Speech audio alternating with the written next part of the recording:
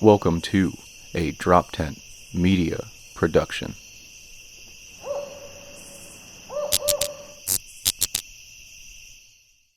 Today on Seriously Dad, you are going to laugh, you are going to cry. I'm doing both simultaneously right now. Albert Davis wasn't with us today.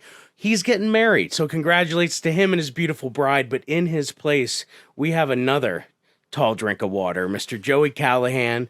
We also are joined by an amazing guest, Mr. Paul Lyons. Not only is he an amazing comedian, but he's an author and just a great human being. So today we're going to really get into our own dads, how it helped us be dads, and we're just going to hear some really crazy and amazing stories. So please stick around. Seriously, Dad? Seriously, Dad? Two father comedians out of Philadelphia. Seriously, Dad? Dad?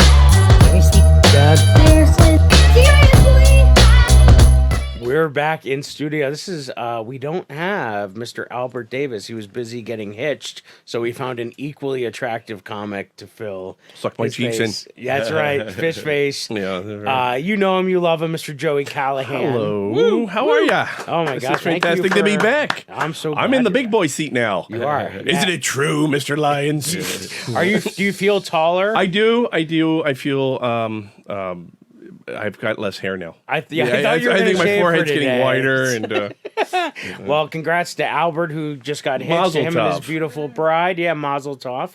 And today, our guest today is none other than Mr. Paul Lyons. wonderfully You got funny a couple man. of dry bar guys in front of me here. Two right? old guys. This This is like we're sitting here going, well, is the doctor going to call you first for the prostate exam, or am I going to get called for the prostate exam? Right. That's what I feel like. I'm so nervous, like those, and then the thought of kidney stones. Have you ever had kidney stones? No. Oh, I don't yeah, know I where do they not come Not from. my own. Yeah. Not my- I had a teacher once who had them when I was in 8th grade, and I just remember how much pain he was in, and I can't Well, if you were in my class, I'd be in pain. Yeah. too. Nothing. So, I yeah, did. I hey, was. what the- No, Teacher's pet peeve is what I was. That's what I was. No, I'm glad you guys are here. It's gonna be great. We got a it's lot wonderful. to talk about. I kind of wanted to talk a little bit today about our own dads, because that's something we don't like. Even on the show in the past, we talked a lot about how we father, but I think like a lot of those things stem from what we saw, and whether you saw a good example or whether you saw a bad example. I mean, my dad wasn't around a lot, so I actually pulled from some of my friends' dads and like TV dads. You know what I mean? Like for my era, it was like Danny Tanner or Al Bundy were like the competing dads, or like Roseanne was like this anti-family vibe. Wow. Well, So we Things are just kind bad when Al Bundy has to be, your Well, see, so replacement dad. to know Like, good, you have to know bad, they say. Well, the best part about it, if you guys don't have a lot of time to watch this whole episode, we're talking about our dads, and we're all three of us are comedians. You tell us how our relationship was. Yeah, right. Duh. That's Yeah. right. Yeah. The No, generational I trauma. actually get jealous when I hear somebody say that their dad wasn't around or their dad left. I swear to God. I'm like, that would have been so nice. That would have been great. And I remember when I would hear the 73 Duster pulling up, and I'm like, oh shit, he's home. When I had guys in my neighborhood who the wolves, and if you went into their house, literal paddles hanging by the door. Wow. Like Wow. no joke, Yeah. like you knew their dad was no nonsense. Yes. Like so, Yeah. you're right in that regard. I'm like, I never saw a paddle, and Yeah. I'm so And then he grateful. went to a fraternity and was in a fraternity. That's at the very right. least. They had the air holes in them. You know what I mean? The ventilated? Like it's, That thing Well, was those of us who went to aerodynamic. Catholic school didn't have to go home for that. We know exactly what you're talking about. So. I've had people tell me who went to college at Villanova. That Villanova even used to do that.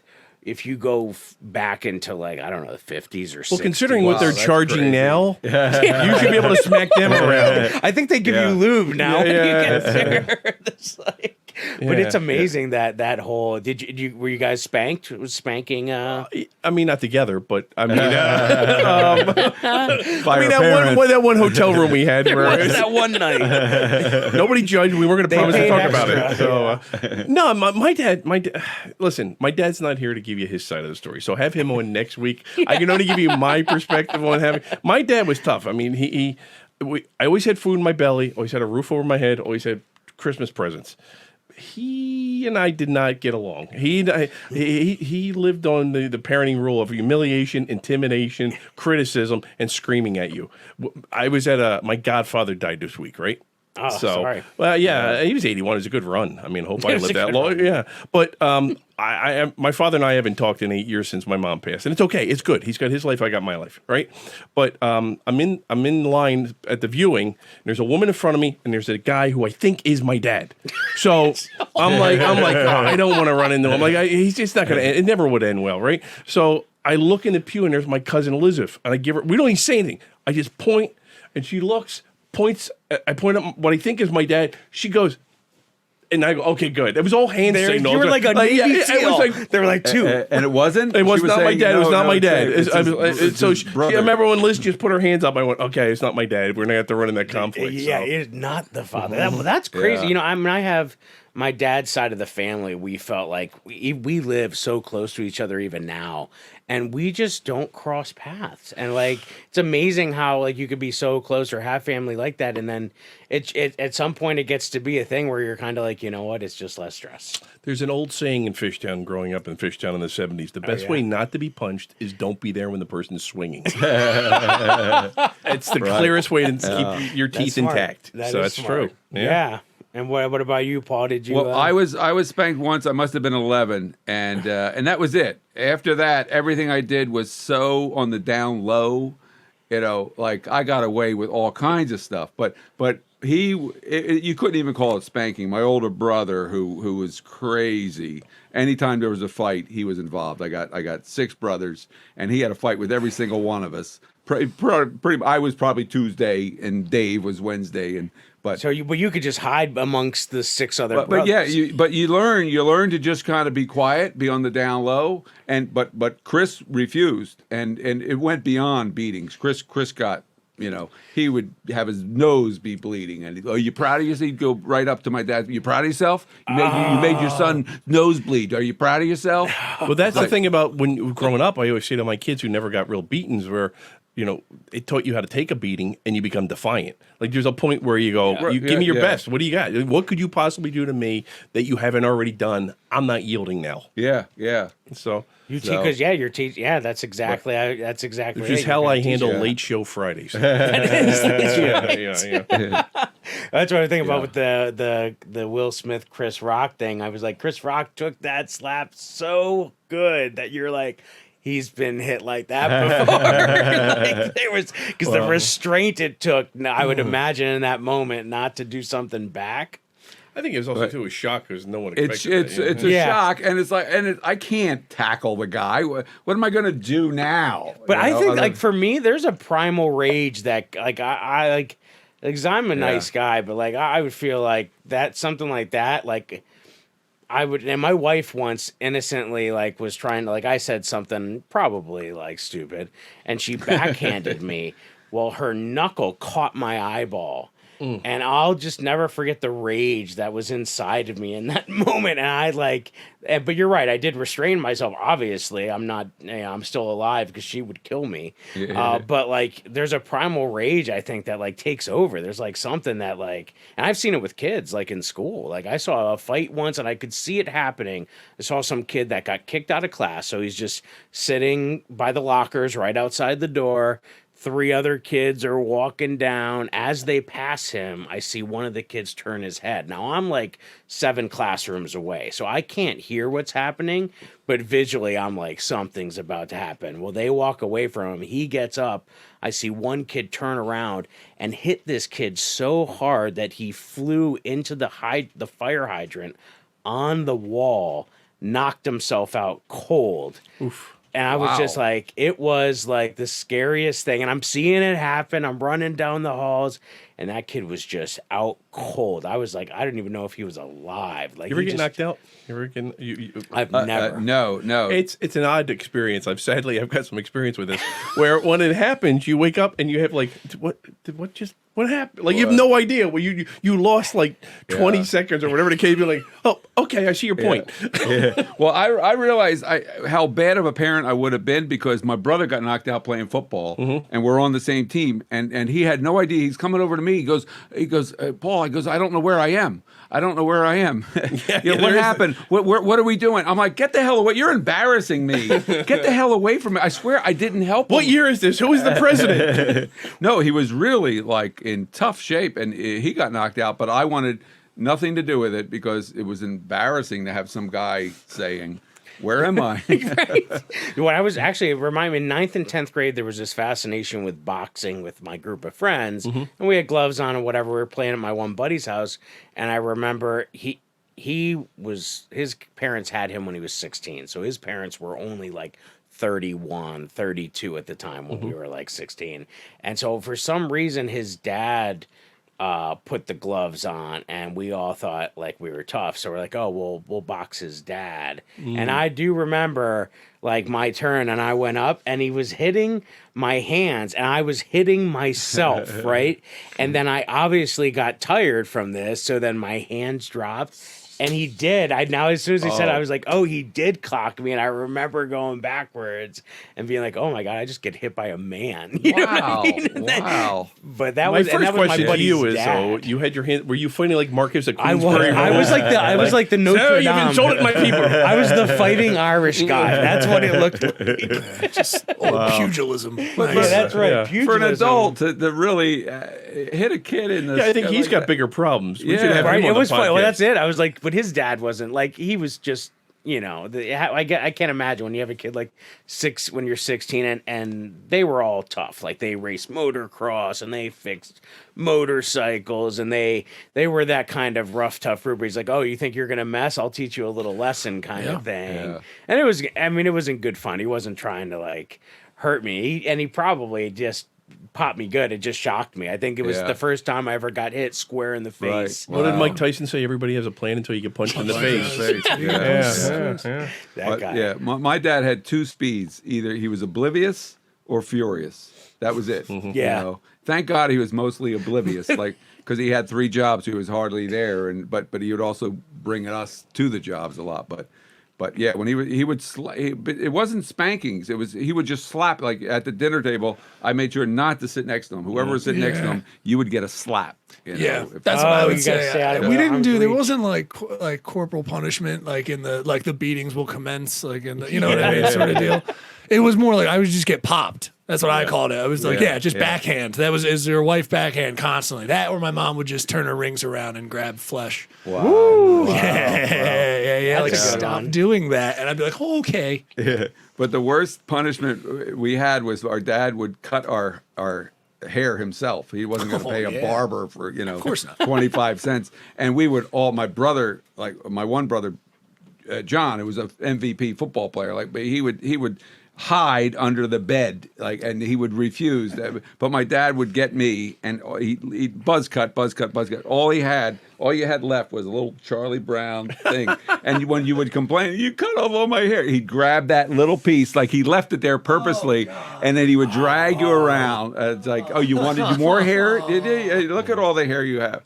But But you know what? I always say, like with my dad, what do you think they went through when they were growing up? Like what created that? yeah. Once you get perspective. Yeah, Because yeah. I found out my dad had an ideal life, 11 years old. His drunk uncle, he's Irish, of course, so his drunk uncle moves in, abuses him physically, verbally, and his dad was very old when he had him, and he was older by the time he was 11, he was already, but nobody helped out my dad. So my dad has this, PTSD. I don't know for sure, but I know some kind of situation, because you hear I don't know how you got that story, but I've heard stories about my own dad where it's like it's whispers from like, so you're kind of like taking the pieces to try to understand the origin story of that. yeah. And I feel the same way. Once I started to get perspective, because I remember being so angry, like, and I grew up with all women, so it's like we're watching like Oprah and like things about your feelings, and they're like, We're laughing with you. We're laughing with you. They're like, but I remember like they're like, write a letter to someone like that. I remember writing angry letters that like I never sent, but like having this angst about it. But then once my perspective of what they went through it helped me at least understand and let go of that like nonsense. And now he and I have a relationship. and we talk, pretty regularly. I took the girls to go visit him in Spain last summer, stayed with him for 3 weeks. So it's been That's kind of nice this, to hear there is a happy ending. It's still got work to be done, and we don't have these easygoing conversations, but we find a way he finds ways to dote on me to show me what he couldn't show me before. Like social media, he's really good about like commenting or liking or sharing. Wow. So it's like Yeah. he's finding a way that he can do that now, Sure. and I respect that, and I'm happy for that, because I know there's a lot of people out there that don't have that. So I'm like, you know what, I'm just gonna be happy for whatever it is, and stop trying to put whatever I think, stop trying to Norman Rockwell it. Like, it's never going to be whatever you think it should have been. Yeah. It is what it is. But yeah, perspective is everything, because my dad couldn't do anything right. And I think that's how I always felt in his eyes. Like, this kid can't do. Everyone else in my family, they all worked. They all had paper routes. And I didn't want to do the paper route. I didn't want to get up at 4 a.m. And he was always looking at me like, something's wrong with this. Like, I really thought he thought I was like gay my whole life, I think my dad. I yeah. think so as well. Yeah. I didn't like sports. Yeah, I remember him saying to his father, I was a little kid in front of him, "Dad, we're at Front and Palmer," and he's like, "Dad, he don't like sports." Completely dumbfounded by that prospect. Yeah, and my grandfather going, "It's not for everybody." Right, It's right. like my grandfather had such a normal response to that. And they're like, But I remember, but he was, I think, kind of pretty concerned about it, but also like good-hearted. Like he, I guess a guy, he was a mailman, and another guy on his route had a gay son, and he set me up for a play date. and he was obviously so gay, and I was uncomfortable. Like I'm like, what? Like, and that's where we got you that anniversary cake. Bring it out, boys. Here, congratulate you. Two are happy. But I'm saying, like, perspective. So I'm 17 years old. A teacher gets me to do stand up for the first time, and my dad was there at the show, and he comes up and he says, "Paul," he goes, "I've never been prouder in my life." First compliment, first nice thing he ever said, right? But I couldn't hear it, because right after that he goes, "Nothing John did compares to this." And why does he have to bring John into my compliment? Like, my dad can't even bring he can't even do a compliment right. This guy's useless. Who's John? John is he's 2 years older, MVP. I thought he might have been that gay kid he said, "Yo." Nothing. Yeah. I'm so proud of you. It's like, even though you break John's heart. So John's my older brother. He's the MVP, Dad's favorite. He could do no wrong. And I'm like, wow. But I thought about what he said. So 2 years ago, I said, "Dad, I didn't really hear your compliment, back then, thank you." He goes, "Well, I know how frustrating it was for you that year. John got his chance at football. You were backup quarterback. You didn't get a chance." And he goes, and then I'm like, "Oh, wow. That's why he brought John in." Like, he had the sensitivity to say, "Hey, John's great at football, but what you just did is unbelievable." It's like, wow. Yeah. He's way more sensitive than I thought.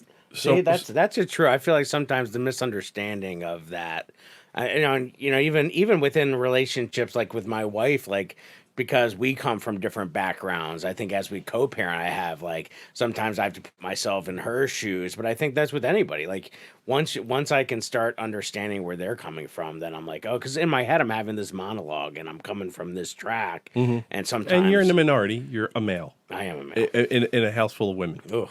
And that's same thing for me. It's very difficult to have that balance, because what you see isn't necessarily what you perceive isn't necessarily what it is. Yes, my wife. Oh my God! Right before I came here, I said, I forget what it was, but my daughter's deck hockey got canceled this afternoon, and I was talking to my daughter, and I'm like, she was sad. She's like, my deck hockey was canceled. I'm like, oh, it was. She's like, and my wife's like, yeah, I sent you a text. I'm like, all right, passive aggressive. She's like, oh no, now it's aggressive. And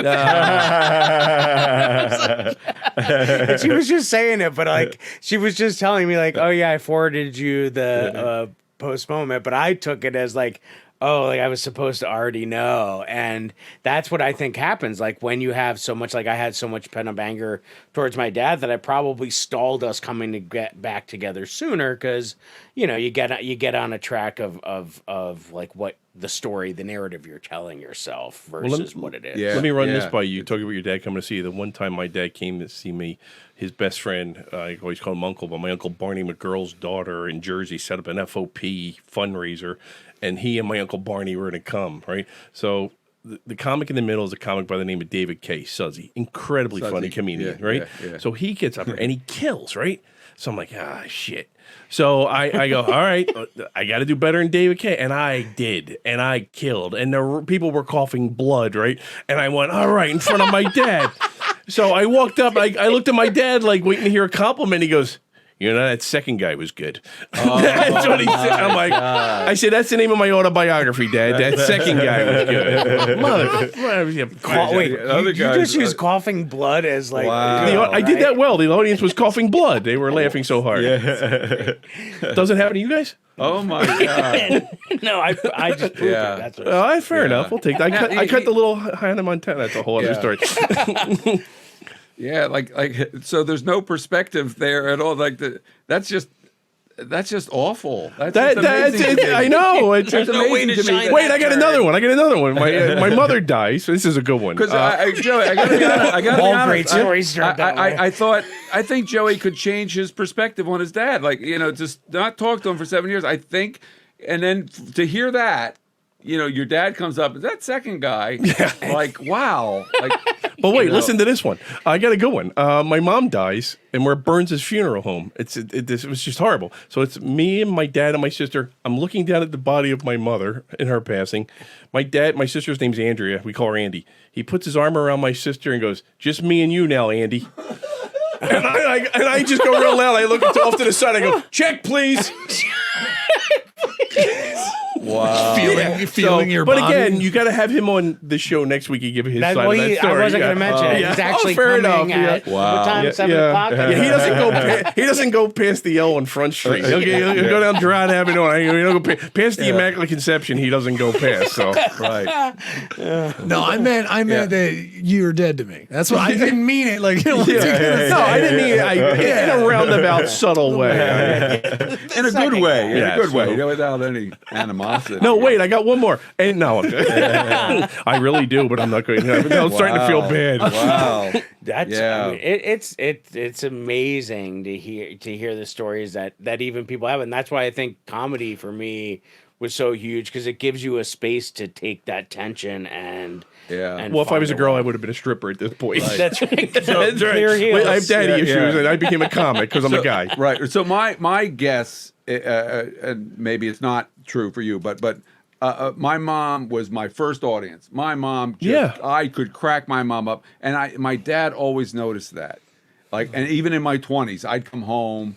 And my mom would make me everything that I wanted. Eggplant, my favorite thing. And my dad, he would be so jealous. He was still, like, I'm in my 20s. He was so jealous that I got much more positive attention. So, I always noticed, like, him resenting me because of there's that. definitely resentment. I can tell you, I know for a fact there was a resentment Catch more towards me. Well, I mean, But you got along great with your mom. As long as I did everything she said as I got older and became more independent in thought, then I was, And that's true. It's like as long as I entertained her, it's like growing until up, I brought that girl home. I've only been married to that girl for 32 years. so what about you as a dad now with your two daughters? What would you I think they find would it say hard about because you? if I found myself slipping into my dad's kind of yelling criticism, Yeah. I adore my daughters and they know that when I'm a pain in the ass, but when push comes to shove, and with them dating, like I don't say anything. I keep my mouth shut. I don't, I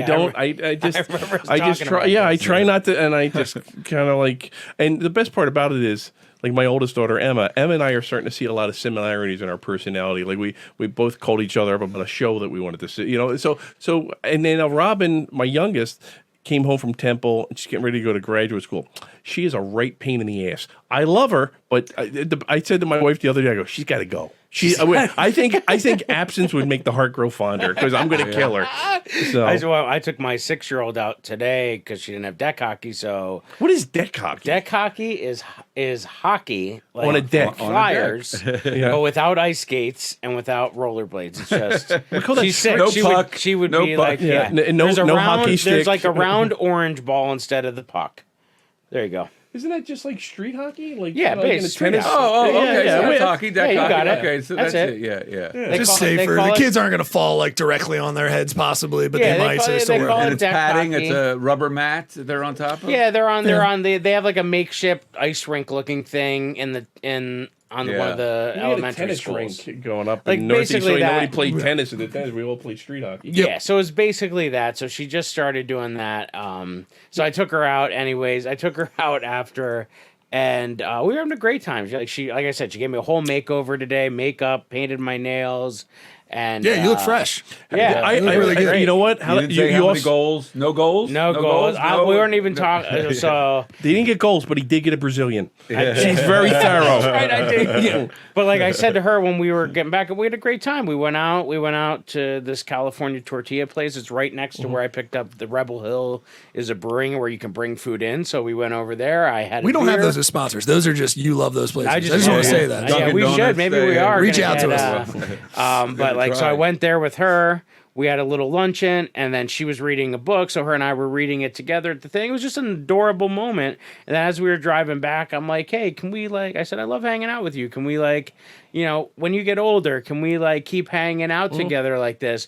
And she's like, well, Daddy, maybe on like, Thursday, Friday when I'm not with my friends. And like she just like had this whole plan of like what days she A could little hang too out with thirsty me. over there, Pop. You know what I mean? Yeah. You're a little too Yeah, eager. She was like Needy much? Yeah, really. but like I'm trying to like, and I remember saying to her, I'm like, I love hanging out with you, even if you're a pain in my ass about cleaning your room and like, because that's what I want. I want to give that same sentiment because I feel like in my house I'm like the balance to my mom living with us and my wife. I'm the balance of like being on top of them because grandma is grandma, spoils them. Right. My wife's amazing. She's great with but again, she errs on the side of like, being motherly. And then I feel like I have to come in with You're the hammer. You're the Yes. You're the Luca Brasi. But I wonder how much of that is me superimposing what I think I'm supposed to be doing. It is. You There's know? a lot of that because a lot of times my wife's a first grade teacher. She's my children's best friends, and I come in. I don't think I come in with the degree that my dad came in, but they go, "Oh, he's home." like, are you going away this weekend? Like, hey, and it gets hurtful. Like, hey. Well, do you think men, it's tougher to parent because I play basketball, and today it's like I realize like a lot of the guys bring their kids. It's like their idea of spending time with their kids is bringing them to watch their dads play basketball. Yeah. Like I'm like, that's not, like moms wouldn't do that. They Yeah. take them Yeah. to the park to do their thing. Yep. Yeah. But here, like guys, it's like we want to shape them towards us. It's the toughest thing for us. When it's almost like I wonder if it's like this modeling thing, like, oh, well, they'll see us do it. And then we get to be their superheroes. We get to be like, oh, I watched my dad play ball. He's amazing. Like, Right. I was 2. He barely could make a layup. You didn't realize he sucked, but he looked really good when you were 2. Or because I played Sunday baseball up until I was probably until before the pandemic. And my wife would bring the girls and they would, hang out. We'd make a day of it. It was at a park, so she could take them to go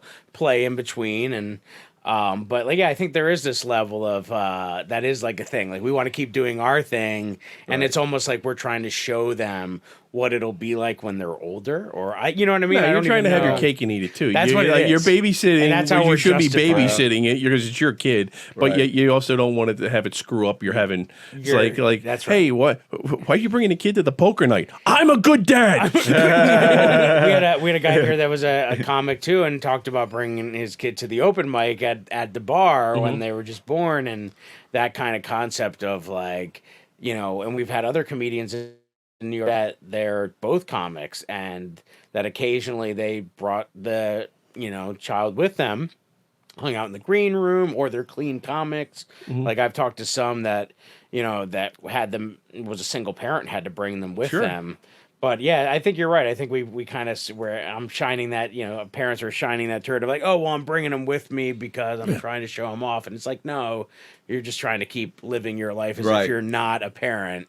Yeah, I was a think bar that kid. is- Yeah, I was a bar kid. My dad, really? and that was like special to me. Like that was yeah. like because it was like I didn't get to hang out. Like my dad was Well, home. and the other adults, you're special to the other Did you adults. have the Oh, Roy yeah. Rogers? Did Yeah. you have the Roy Rogers? I'd always get a Roy Rogers if I went to the bar with like my grandparents. Oh, really? And it was like Wow. back, and I think it was I don't know if it was in Philly or Scranton because they lived in both, but there was shuffleboard on the actual floor. That's You the said only this, memory. yeah, it's I stuck had. in there. Shuffleboard. Shuffleboard, but it was, But it was on the old actual school. floor. They You know actually somebody had- was going to walk and slip and Yeah, break right. But it their was like a neck, separate yeah. like little thing, but I just remember I have vivid memories of, and then they had lobster on certain nights, and they would let me go in the back and watch them drop the lobsters in the bowl. Okay, yeah, mine wasn't so romantic. Mine was just a dead end bar that was the closest to my dad's house. Mine was more that 7 a.m. You need tap room. You need your neighborhood tap room. noon, but you know, really? yeah, Noon? yeah, yeah. Yeah, no, well, Noon on a Go Saturday. to the bar and tell your father dinner's ready. Yeah, I remember we had I would think about the other dads that my friends had. That was another thing I would look at. Like I still remember like those guys that had the paddle. I was like, there was that kind of dad, but then there was like, my one buddy Bob's dad worked for UPS. Was your typical like salt of the earth. Came home and had a beer, but was sociable. Loved football. And would like, come out and play basketball with us occasionally or do something like that. And he was probably the dad that I looked at and was like, okay, that's probably what it should be like. Like, did you guys have people around you growing up, other friends, where you kind of were like, oh, I wish I had Jimmy's dad. Or I wish I had. I don't know about you, but I can tell you, I never had. I don't know my father. I know physically I've been in his company. I don't know who the man is, and he doesn't know who I am. But I've had other fathers, like surrogate fathers, throughout my life. Like I went to Archbishop Brian, the Franciscan friars. A lot of those guys became like father figures. They were fantastic. Introduced me to Shakespeare. People in my life who were. But then the thought of me, if my daughters actually projected somebody else, them being their father, I would kill me. Like I couldn't. So remember a show called The Courtship of Eddie's Father. That was my thing. Oh my you didn't goodness! know that I Did wrote you that? see? Did you not see that? No, That's so that funny. was my answer. That was his Oh, answer okay. to I one hadn't of the thought questions. about it in years. I can tell you. I right used now, to watch that religiously. bring this up? That was my surrogate. People, let me tell you about my Yeah, best my best- friend. oh, He's my- my one boy, my cuddly toy, my up, my down, my pride and joy. Yeah, he used to walk on the beach. Hey, Eddie. Yeah, Dad. I love you. I love you too, pal. Right. Peep, and then all of a sudden I'm walking down. I have I'm no walking down. frame of reference. For Oh, this. yeah, Just but bring it up. It's not a show that's in reruns. No, it's a show that if you had a father like we had, Oh. that was your father. Like, Oh my God. Bill Bixby was the. Oh my God. Yeah. That's There it it. is. Yeah. Incredible. Oh my God. I What a used to video. love It's that all like- show. And I just Why was it canceled? because I never felt like I could talk. And No, Andy that's- Griffith is the other one. Yeah, That, no, that's probably the movie with. But the way he talked Glenn with his Ford. son. Bill Bixby. But I never felt I could talk to my dad, or That's my it. dad would talk to me Mrs. like Livingston. I always Yeah. wanted an Asian house cleaner. Mrs. Livingston. Yeah. You're gonna get canceled. That was her name. That was her name, and I said Asian. that. Yeah. The courtship. I've never known. So, yeah, I this mean, is it 19. What we would get 60-something? 63, I think. 63, yeah. Yeah, oh, look at that. Oh, Yeah, it was well, a good. film. It was a film. Yeah, but with John Glenn. Not John Glenn. He was an Wow. astronaut. Glenn Ford. No, that's not Glenn Ford. yeah. All right, so I'd never heard. Okay. So every episode, right, Paul? He would Yeah, walk on the yeah. beach or the playground. It's just a father and son, and the father genuinely. It was very triggering for me as a kid because I used to yeah, I'll bet. and after my mother died, I went to therapy because I'm a comic, but I'm not Jewish. But either way, that's a whole other story. I went to therapy, and it came up, and it became incredibly triggering for me as an adult. The court, I was like, yeah. I would watch Wow. this. I know the song it's by like heart. it's like Cats in the Cradle. Oh yeah. Well, but this is different because the Cats in the Cradle was time lost, but This like is I time we said- never had. Yeah. This is like what could have been. What This could is have what been, could yeah. Go to- have go to been the video and a see if you can bring up sensitive the, father who Bring listens up to you. the theme song. No one. So that's why it was canceled. The rest of all the execs were like, "We're not these kind of fathers. Yeah. we can't be we're- showing this off as the norm." on YouTube. Yeah, but it's these ideals. In a way, TV and movies. Movies are a little more intricate and complicated, but for the most part, these ideals kill you. That's so That's just funny it. that you That's said the courtship of Eddie's father. Yeah. How many comics our age are I was walking around? Yeah, I was and like, then no one's gonna know. And then Bill Bixby went on to become the Incredible Hulk, and that was the dad. Yeah, that was the dad I had. Yeah. That's crazy. Yeah. That's so funny. You wouldn't like me when I'm angry. You're always angry, Dad. That's amazing. What? That's interesting because you're right, and like you said, like because Cats in the Cradle was more like time lost, which sort of I find your story really intriguing with. Because you are a father, that's part of why you're here, right? Right. And so, can you talk to us a little bit about your story there? Sure. I'll start with my son's first words to me. Dear Mr. Lyons, per 23andMe, you are my biological father. Wow. Yeah. When I read your story, I was so touching. That was a lovely story. So you got that. So you got that for the people who done. So you got that email. How long ago did you get that? That was email? about 3 years ago. I know it was just before the pandemic, so it was about 3 years ago. And I had been trying to reach out to him. My girlfriend got pregnant in high school, and it was a closed Catholic adoption. For 40 years, I tried to find him. Every detective agency, every agency says it's closed. It's impossible. You can't do it. And then Ancestry, 23andMe, and I heard people connecting through there. So I thought maybe he's out there looking for me. And and so I sign up. You do the swab, or what is it? Yeah. So what was and what was impossible, all of a sudden I spit into a cup and I mail it in, and boom, there's your son. He was out there looking for me, which was great. That was fantastic. So, yeah. That's and so and at that point, your dad, you would be like, "Oh, he's trying to set me up with so and so. Look who I knocked up." It was like, did your dad know that you had done that? And like, oh, he had known. He knew then, but he found out. I didn't tell him. I was never going to tell him because I thought he beat the hell out of me, and of course, in retrospect, the way he found out 2 years later, he's in a bar, and I hadn't told him, and a guy comes up to him, Mr. Johnson says, "Bill, can I talk to you for a minute?" And my dad's like, "All right." He goes, "I need your help. My son got his girlfriend in the same predicament. Your son, I got the Miller girl in, and the Miller girl. It's like Chaucer. So he goes, Leave it to Beaver. and my dad's like, "What are you talking about?" He goes, "What did you do when you find out that Paul knocked up the Miller girl?" And that was the first time. he's like, "I'll tell you in a few minutes." Yeah. So my dad just shoved him, just shoved him. Get the hell away from me. Your dad was hitting everybody. Yeah. That's the way he handled, anything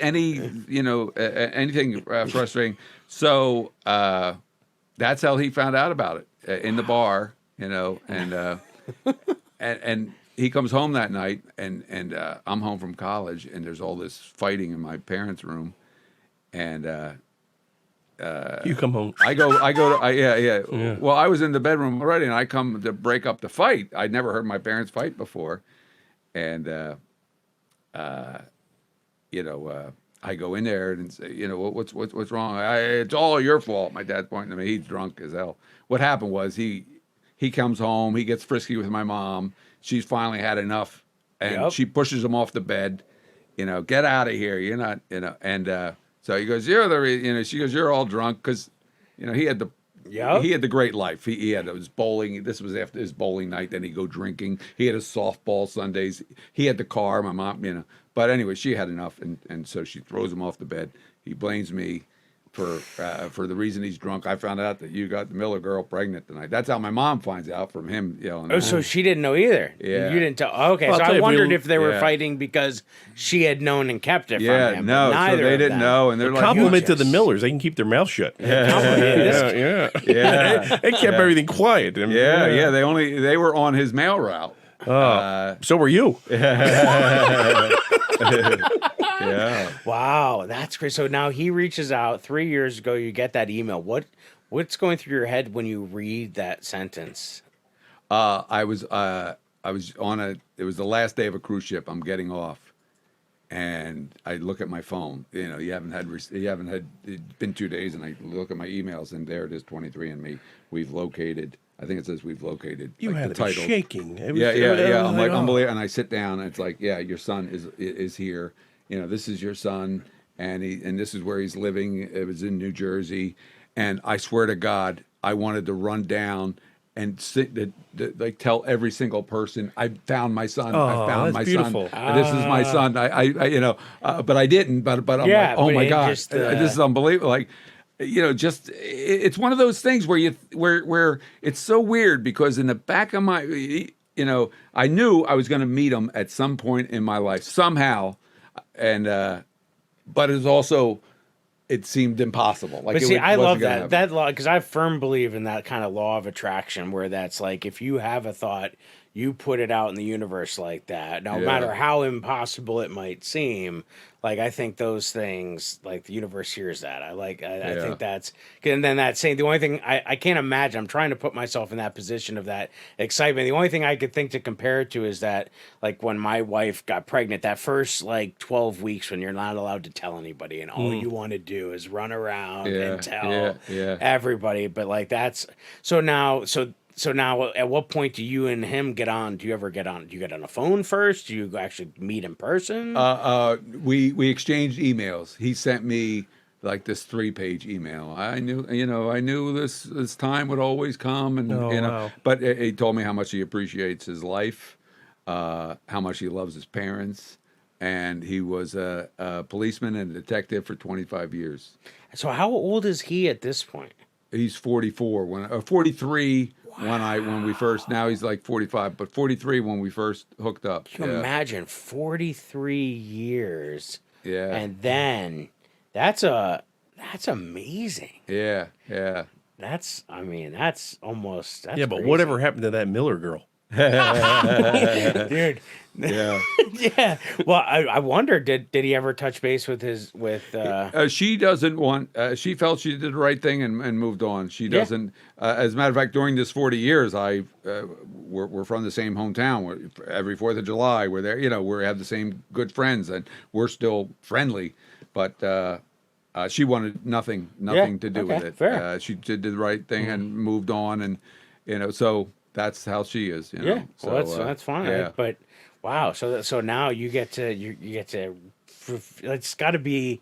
So now when you see him, do you guys get together pretty regularly? Yeah, about once a month we get together, and fantastic. he's a writer. Like his parents. His dad was a truck driver. His mom worked at Safeway, so very blue collar. And he's been writing like these since he was 6 years old. You know, just been writing stories and stuff. So he's like, where'd this come from? Does he look like you?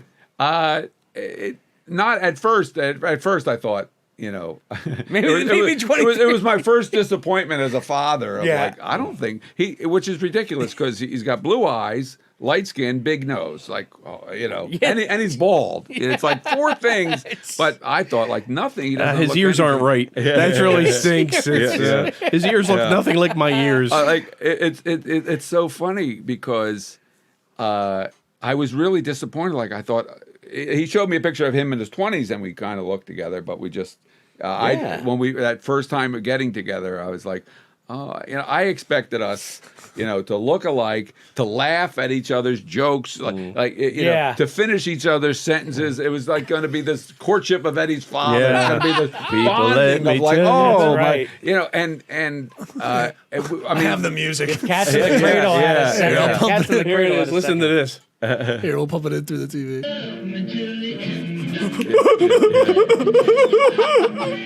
Yeah. That's where this comes from. Cuddly toy, Yeah, my yeah. up, I mean, my I've down, heard my this pride song. and joy. But yeah.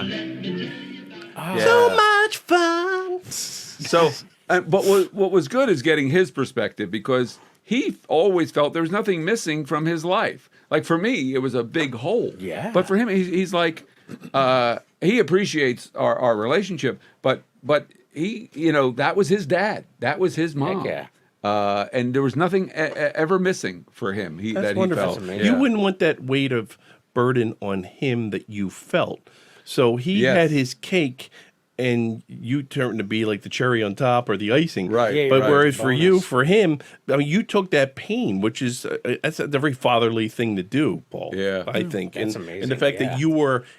My life is fantastic. Oh, and this guy, I met this guy. My life couldn't even get better. Yeah. Where for you, whatever gaping hole you had, I'm assuming, was filled by that connection, which is good. You should take the pain like that. That's Yeah. fantastic. You're a good man, That's Paul. amazing. It really is. Yeah. It is phenomenal. I mean, wow. And does he have kids? Is he married?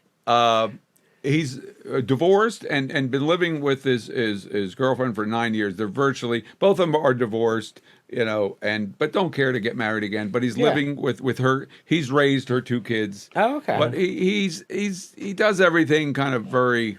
Yeah. Nice. These kids consider him his father, but he doesn't Yeah. say I'm their stepfather. He hasn't Yeah. adopted them, but Yeah. but he's clearly influenced them. He goes to all their games, That's right. basketball. That's amazing. That's amazing. He's their dad. Well, and that's it. Like you said, having a surrogate father. Because for me as well, there were 2 influential men in my life. And then most of them came later. They didn't come till I was in college. One was my the chaplain at Ursinus, who unfortunately passed away a few years ago. His name was Reverend Rice, and I'll never forget him because I, as a freshman, took public speaking, which was typically a class you took like at the end when you were a senior to graduate or whatever. And I had taken it in high school, so I was like, "Oh, I'll nail this. This will be a nice, easy thing." And they made me switch it out for a senior and needed to graduate. So they're like, "Well, you could take the only class left is philosophy of love," and they're like, "But you have to go get it signed by the teacher. Here's his office." And it wasn't his office, it was his house, and he lived on campus. So I knocked on the door, and this like 6'5" big black guy who'd been like a Navy SEAL back in the day, and like looked at me and he's like, "What do you want?" And I'm like, nothing. I just want to be away from the situation. But he turned out to be the most gentlest guy. I didn't realize that at first, because even when I got to the class the first day, he slammed his briefcase down. He's like, "This is going to be the hardest class you guys have ever taken." I'm like, "I just wanted public speaking." I just took a trigonometry class, and I was the only guy who wasn't Asian. Let's see how tough his pen could be. He went on to marry me and my wife at Ursinus. Oh, that's lovely. Because he stuck around. I had a hard time. I didn't realize at the time I was having a hard time. I had sleep apnea when I was 18. I got diagnosed, and I wasn't as heavy as I am now. I was actually thinner, but I still had like my tonsils and all of this, and and so I was missing class because I was like falling asleep and all of this, and I almost got kicked out because I was on scholarship, and he stuck up for me, and as things were getting to the, and so he always looked out for me at college, and then I had another guy who was. I considered to be my father for my formative years, was at my wedding. My real father wasn't at my wedding, and both of them unfortunately have passed.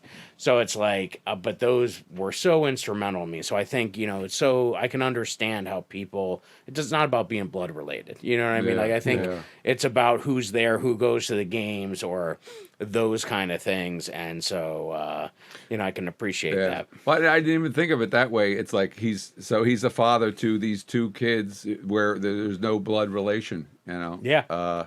And I didn't think of it that way. That's here he is, without a it's not the blood relationship that makes it. But you come from a big Irish Catholic family. I've got 1,000 cousins, right?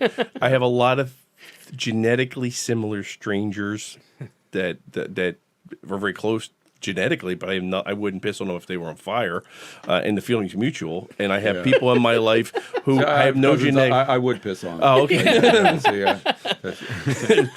Listen. I'll call you. We could exchange. I'll piss on your cousins. You piss on my cousins. But I have people that I'm not related to at all that are closer to me than any genetically similar family and relatives. So. Yeah, and it's amazing because it doesn't take that. Like when I was raised, so both my parents, after they got married, had me. They both, are gay, so they both went their separate ways. So I grew up with my mom and her partner because they couldn't get married back then. Right. But I didn't have a word for Colleen. It just was my mom's friend, so I would call her my aunt, to kind of make things easy for digestible. How'd you like that pressure? Your dad yelled at you because he couldn't get lucky with your mom. He made his parents gay. Right. And then I did, and I'm the only one in my family not gay. I must be such a disappointment. When I had to come out straight, oh my God. So when my dad, I asked my dad just a couple of years ago what it was like. What did he think when he found out that I got the Miller girl pregnant? He goes, well, Miller girl. He goes, well, I was surprised. He goes, I didn't think you liked girls that way. So we know your relationship. So what's your relationship with your dad like now? It's really good. It's wonderful. Yeah. Because a lot of it was realizing that he's flawed, and he can when he's scared, he's nasty and mean, but for the most part, he's a caring guy, a loving guy. So to experience that side of him, and it's interesting. Like, part of me, because I spent a lot of time with him, and part of me is like, he doesn't deserve as much as I'm giving him. I'm being a good, but it's really it's what I get out of it. Yeah, and that's true too. Yeah, Has your son met him? No. I asked him, and he wasn't that curious. He has a half brother, and he's more interested in meeting a half brother, which is somebody close to his age. Sure. But once again, she doesn't. The Miller girl doesn't want to include him in her life. But it's. I asked, and he didn't. He would like to meet her. He definitely. He thought. Typical. He thought it was a typical high school where the dad probably didn't even know he knocked somebody up, but the mom, would want to meet him. He thought he'd have a relationship with the mom and not that his makes dad. sense. Yeah. So But if can anything, imagine. for medical history, you would want to know like what. Her that's what his first thing. Like I say, he didn't feel like, oh, he's missing something, so he signs up for 23andMe. Part of it was curiosity. Part of it was medical. Like, what do I need to know? That's true. Yeah. Preconditioning. Yeah, that's a serious. Yeah, that's amazing. That's crazy. Well, David Sedaris, he talked about his father, and the latest book, or at least tour that he's done. He's talked about how mean his father was, but then his father must have had a stroke, and he turned out to be charming. And he was very confusing for him, from what I remember him saying about his father becoming nice all of a sudden. Yeah. That's not happened to me yet. My dad, he didn't come out as gay until much later, because I think for fear of his parents, I think it was until they were both sort of gone that then he decided to be himself, and now he's himself, and I feel like I'm happy to see him living a life that, because I can't imagine what it must have been like for him not being able to live his life the way he wanted to and the way he felt, because so that to me gave me that perspective, and that's all. I was like, oh man, like, we're all fighting a great battle. You got to be kind. There's a say, be kind. Be kind. So everybody's fighting an somebody's internal going battle. through. Yeah, And you don't know. I was just saying, like, that's for me, like, wanting to be an ally from the perspective of just thinking that how many suicides, how many children were born because of pressures, and then they were neglected because someone couldn't be who they were. Just let people, like, love is love. Just be who you are. Yeah. It just drives me nuts. Absolutely does. Yeah, I feel like we're moving. I mean, I feel like we're moving in a better place, because now it's like he can, like, so now he lives in Spain. He's married to a guy for the last 20 years. Like, and Luis is amazing. Like, he's a really good grandfather, because, like, my dad has a hard time with that. He doesn't know how to play, like, with my daughters and stuff like that. He's let me make you food. He's a chef. He's like, let me cook for you, and food is love. And then my daughter's like, we don't want to eat this. And, like, so, like, I could tell him, like, he was having a hard time at first, kind of learning how to be a grandfather, and learning that, hey, my oldest is autistic, so food and textures are always going to be weird, and you got to get to know her for a while before you understand how she works. And so I think that took some time, because he wasn't around. We weren't around long enough. So I think going there for 3 weeks, or seeing regularly, now that we have consistency in our schedule, or at least seeing each other regularly. But now he's in Spain, and he just had a heart attack, so he won't be able to kind of like fly back or do any of that for a while. So we're losing that consistency, and you can't get the girls on FaceTime. Like, that's just not, that's just not a real way. So we're trying to find ways to kind of get over there every year to give them some kind of consistency. But yeah, I mean, I think I enjoy the relationship, or at least hopeful that my relationship, like yours with your dad now, is getting to a place where maybe we couldn't have imagined it, if you asked us 20 years ago that Yeah. you'd be having this relationship with your dad, or I would be having the one I have with my dad now. So Yeah, it's yeah. never too late. And then your relationship with your son now, like, I think that's sort of what I take away from this is like, it's never too late. You have no idea what's going to happen in the future. You know, I don't know. I think there's a lot of that because I know you wrote a book, right? And you write often for like Chicken Soup for the Soul. which is that kind of. So, what are the nature of some of the stuff that you've contributed to that? Like, what kind of? One's about my dad. I think that one's like forgiveness. On forgiveness. So that was basically what I said. Like his first compliment, and then finally understanding, what he meant by that compliment, how sensitive he was. Yeah. And so the one about my dad. Another was about how I helped a homeless person get off the streets. So Really? yeah, in New York City. I befriended him, and for 6 years, I helped him, and he finally. And to this day, do you know? To this day, he just bought 6 months ago his own house. He went back to Mississippi where he grew up. He married the Miller girl. Yeah. Wow. So, yeah. And then you wrote a book, right? Carpe So Diem? yeah, so the stories, the chicken soup stories, went into this book Okay. along with my other stories. So it's like a nice collection of funny, inspiring stories, life lessons. Yeah.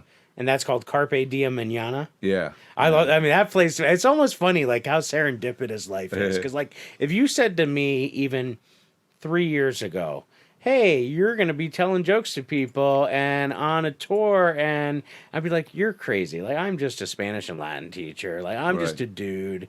And I teach Spanish and Latin. So I'm looking at this title, and I'm like, it starts with Latin and it ends with Spanish. That should be my book. And then it's funny because we met at a gig in New Jersey. Remember Jim? Jim Daly. Jim Daly put us, and I was like, and I thoroughly enjoyed your act with the house. You have this scene, this whole story about the house, and I found it very funny. I won't ruin it, but I enjoyed that time. And then I heard you worked on cruise ships, and I said to myself, since I started doing comedy, I'm like, oh my goodness, I hope one day I could do that because I loved going on cruises. Always loved going to the comedy shows on them. Yeah. And so I find that, so it's just so serendipitous that here we are, and I'm looking at this book, Carpe Diem, because I'm nerding out. Like when Neil was typing it in earlier, I'm like, just so you know, Carpe is the imperative singular of that verb. It's like, Diem is in the accusative because it's the direct object. Not in the dative. The dative. It's That in would the be the accusative. indirect object. Yeah, You'd have yeah. to be Catholic giving, school. telling, or showing something yeah, to someone. And then Mañana for tomorrow. That's so. How did you come up with that title? What was the? From a routine I was doing about how I never get around to doing my to-do. I get excited with my to-do list the night before, and then the next day I look at it, I'm like, who's going to do all this crap? So all I do with my to-do list every day is cross off Tuesday and write in Wednesday. Carpe diem, mañana. Yeah. That's great. And then I'm like, I love that line. I love that. That's so much. I wanted, and I try in the book to be a philosophy of like, we're so busy trying to conquer, so Yeah. busy trying to, it's all about, our goals rather than really just slowing down. Yeah, monotasking. Yeah. Like letting your whole agenda, all the stuff that takes you out of the moment, like let that go and just be in the moment. See how your day goes. I always saw a good comparison with some of my kids. We talked about this mindful versus mindful. So like, mindful, what I That's mean? great. Like full of, so Yeah. it's that concept of, oh, my mind's full with all this other nonsense. Yeah. It doesn't need to be versus let me just be in the moment and be mindful of the present. Yeah. That's there's a great TED talk I often showed the kids on. It was like something about the mind of a procrastinator, I think was the name of it. And it was a guy who had been writing short stories, and people were sending in the stories of how they had procrastinated in life, and it really like derailed them. And so he was trying to understand, what is this nature of us that makes us procrastinate and put things off? And it's this really inspirational TED talk that I show often, and he puts up a thing at the end where he shows all these little boxes, and he's like, these are the number of, each box represents a week in the next 50 years or something, and he's like, he's like, you gotta get moving. Like, there's not that many blocks up there, guys. Like, when you really think about it, and I think that's a thing that I always think about now whenever I'm making a to-do list, or I'm like, I have on my phone, I have that law of attraction. I have like a vision board of like scenes or things that I want to see for myself. And it's like, because Why is there like a topless picture of Scarlett Johansson on that video? James, direct question, direct answer. It's called vision board. Oh, for a vision reason. board. That's a vision board. Sticky board. I should have sworn that was the wrong tab. I had up there. My yeah. apologies. You're not wrong. I'm not grudging you. I'm just asking. Yeah, because I find what our agendas and what our goals are, like they can also, we make up a lot of stuff that keeps us out of what really matters to us. Like as far as like surrogate fathers, my high school drama teacher, was unbelievable. Was that the one that got you to do stand up for the first time? No, actually, there was another teacher too. But this guy, Brian, and he first got Brian Morgan, but in high school you could call him Brian. Like this is how cool the guy was. Yeah. Where'd you go? I went to Radnor High School. Oh, you went to public. Yeah, you could never do that in Catholic school. Right. Yeah. So anyway, he was just the dearest, and he got me my first plays and everything. But he lives just 4 doors down from where I grew up, and I would always drive by, in my 20s, like after college, coming home, visiting and stuff. Like I should, say hello. I should stop in and say hello, and I didn't.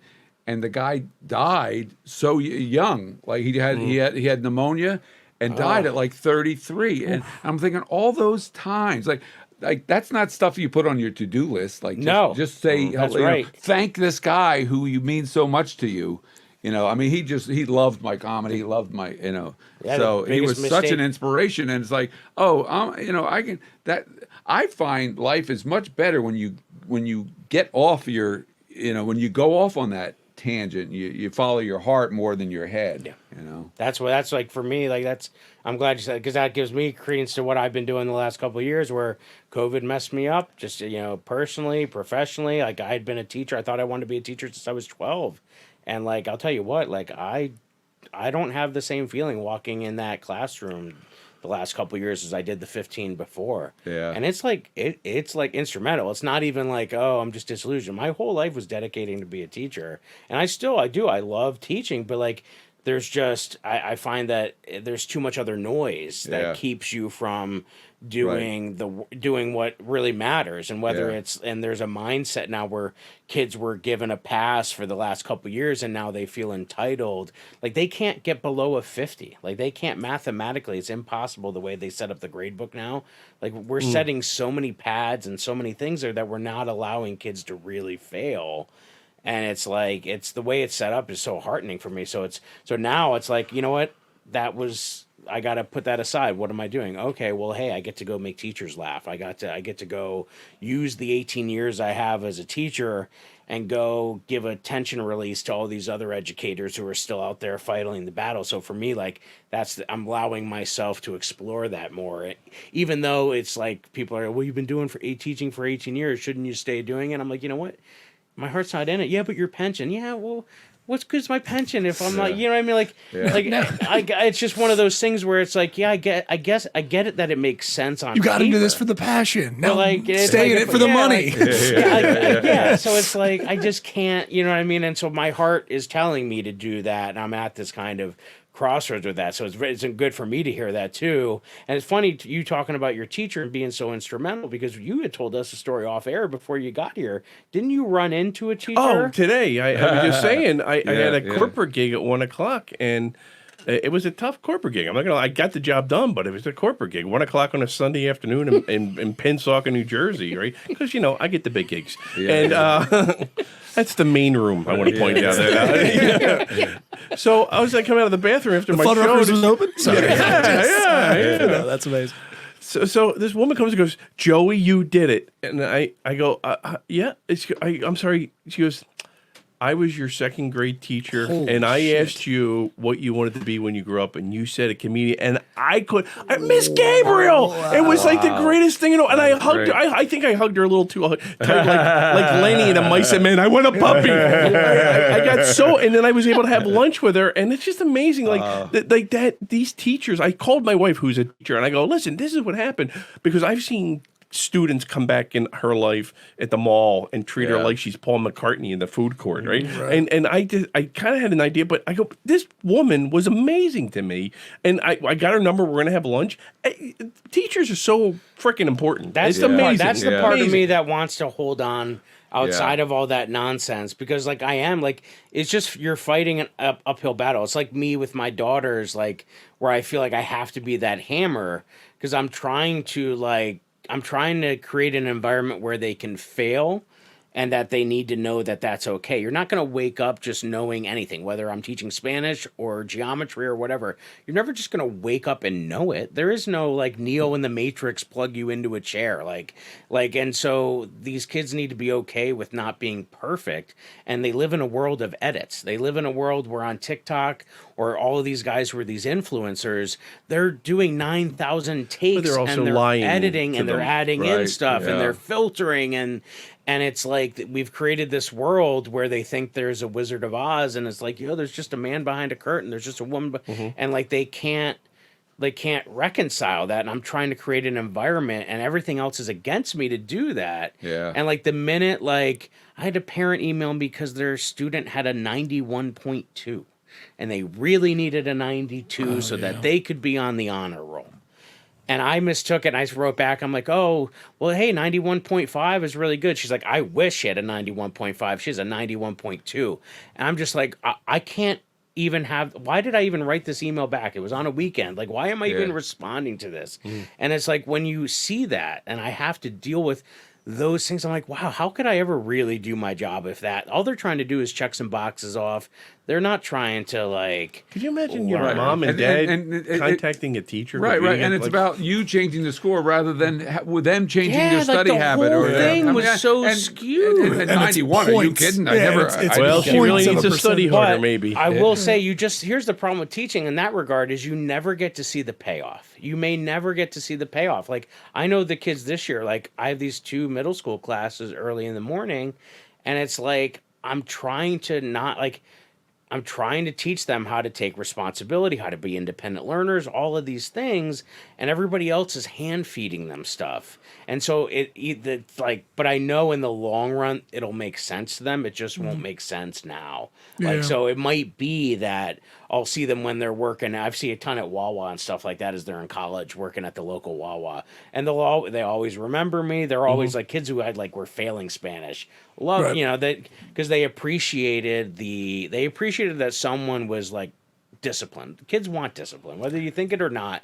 They all want discipline, but it's hard when you're the person and one of the only ones they're seeing in their day doing it to stay the course because it's uncomfortable. And that's how parenting is. It's like, I got to stay the course sometimes, even if it's uncomfortable. It'd be nice to take my kids to Chuck E. Cheese every day, but what would they get from that? You know what I mean? They would not learn how to cope, how to daydream, how to wonder, how to appreciate stuff that they don't have. And My that's the youngest hardest had to she's got a job before she goes to graduate school, and the train is a couple blocks on a hill for her to come home. And my wife said, go pick her up. It's raining. I go, no, let her walk home. It'll toughen her up.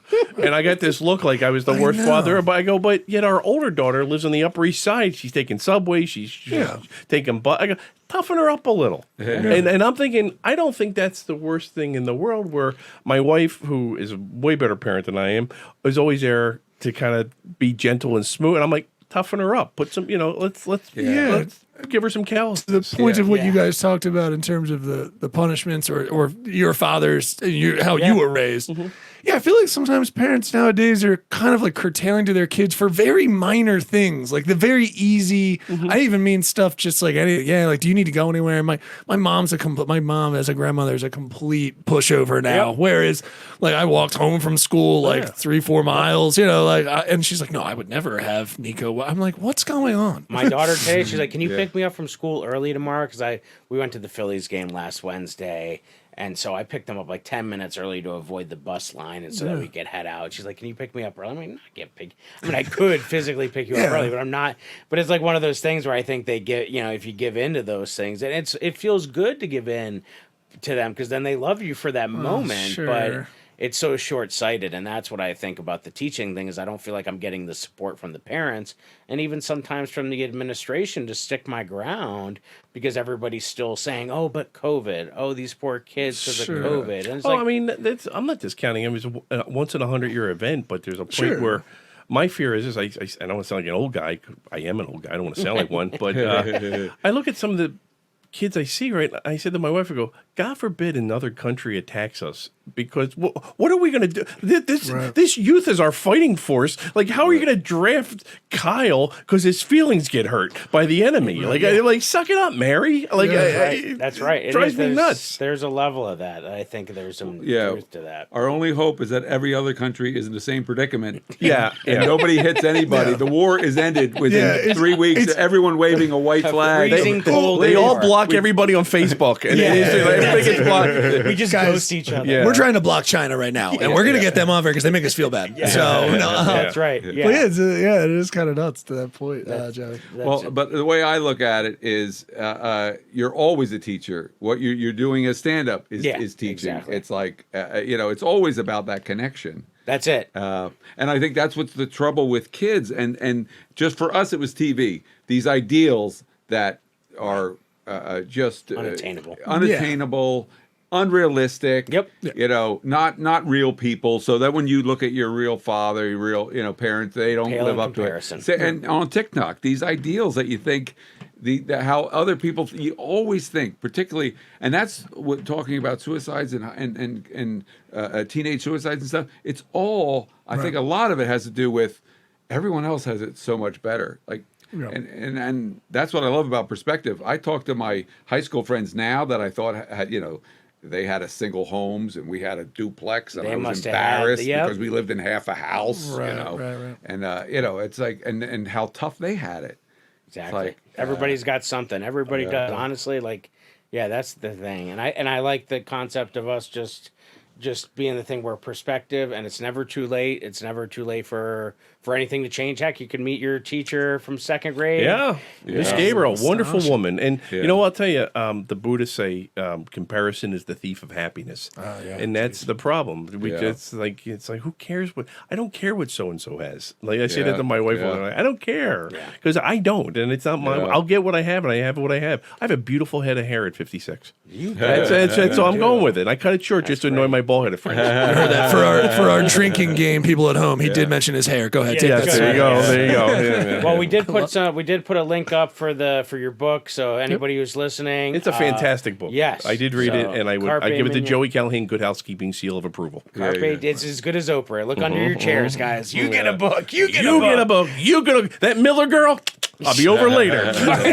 Carpe Diem Mañana. Yeah, so check that out. Paul Lyons. I think we also put his Instagram up there. So very, very funny. If you have a chance to see either of these two gentlemen, highly recommend it. Listen, I'm not sure when this is going to air, but you and I are going to be together. Yes, Harrisburg Comedy Zone. I'm hosting for Joey Callahan. And I'm closing for Jay Yoder. And we have Billy Chang joining us. Oh, he's great. Billy's wonderful. Next Sunday? So he's going to be on a show at the Comedy Zone. Billy Chang. Yeah, the Comedy Zone. Through the Zone?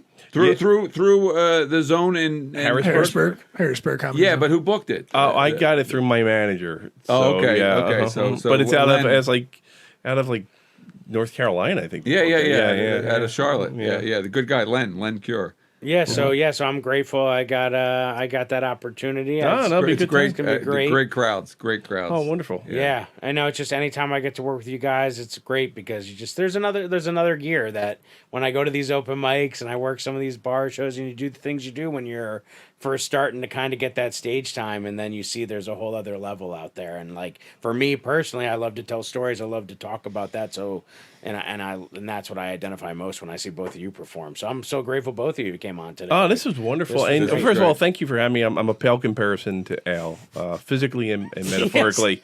But I get that little racist comment in. That's right. Old Irish guy. I get that little stab in. Paul, you are a treat. We don't see each other enough, and you are your empathy and your kindness, and you're equally as funny. So. Well, thank you. Equally as funny as you are kind and empathetic. Is what I was trying to say. Dude, yeah, this is great. So thank you both. Really appreciate it. Is there any final words you want to promote? Anything else? You're back on a ship tomorrow, right? Yeah, I back think, on the ships Paul? tomorrow. So I'm doing the ships. No, I'll for those in Philly, I'll be at the Comedy Cabaret in September. 2 weekends in September. Wonderful. Oh, great. Awesome. Yeah. No, that's about it. Love it. That's enough. That's good. Yeah, no, All the always- stuff here. always- Get always- the Amazon. Yeah. Sorry to step over yours. Yeah. Awesome. But this was great. Thanks. Thank you. Well, we'll see you guys on the flip side. Wonderful. Seriously, Dad? Seriously? Thank you for listening to the Dads, for once. Give these daddies a break. And maybe follow, subscribe, like, and comment to the Dads on Instagram and YouTube at Seriously Dad Pod. Rate and review Seriously Dad Podcast on Spotify, iTunes, Amazon Music, and everywhere you get your podcasts. Seriously, Dad? How you doing? This is Neil Wood from the Cult of Us podcast, speaking on behalf of Drop 10 Media Network, the network you're currently listening to. Make sure to check out all the other podcasts on the network. You can go to drop10.com to check them all out. Make sure to like, subscribe on everything that you see Drop 10 on. We appreciate it. Go to drop10.com now.